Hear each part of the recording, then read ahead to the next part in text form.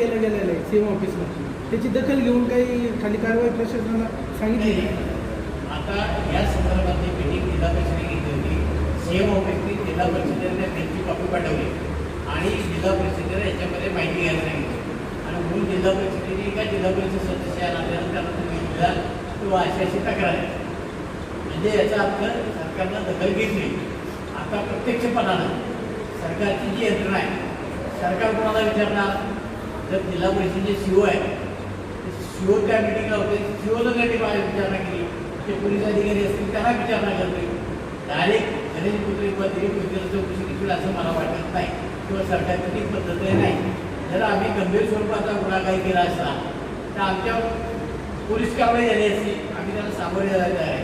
आणि बाबाजी काळेंना कुरकुरी आहे, पुराव्यासाठी त्यांनी पोलीस स्टेशनला जावं, आमच्या विरोधामध्ये कंप्लेंट करावी, कुठेही कंप्लेंट करावी, पुरावे देऊन करावे.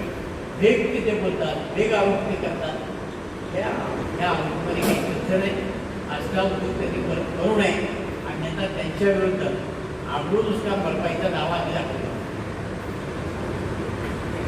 त्यांनी जो आरोप केला आहे की थेट आरोप केला आहे की हे डायरेक्ट कंपन्यांमध्ये भंगार वाहतूक करण्यासाठी हे सिंडिकेट चालवत आहे. नेमकं आता हे अशी कुठली कंपनी आहे त्यांच्या निदर्शनाला आल्या त्यांनी दाखवावी.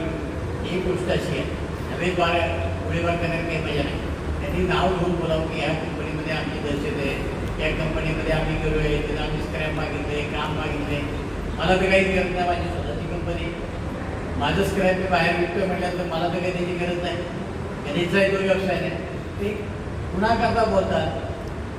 हे फक्त त्या कंपन्याला सहानुभूती दाखवतात, स्वतःच्या पुतण्याला, स्वतःच्या बाच्याला, स्वतःच्या मुलांना त्या कंपनीमध्ये घुसवायचं, त्यांच्याकडे स्क्रॅप काही ना काही द्या, त्याच्यापुढे कंपनीमध्ये जातात, पाया पडतात, नाही पाया पडतात, दम देतात. यांनी सुद्धा अनेक कंपन्या सांगितलं, माझ्याकडे रेकॉर्डिंग आहे की तुमच्याकडे मोबाईल देतो, पोरं पाठवतो, या सगळ्या गोष्टी त्यांनी केलेल्या आहेत. म्हणजे शिवीगाळ देण्यापर्यंत यांची बदल मारली आणि हे साधूपणाचा प्रकार करतात, रामकृष्ण हरी म्हणतात, हे सगळं खोटं आहे. आणि म्हणून आज जी पत्रकार परिषद आम्ही घेतली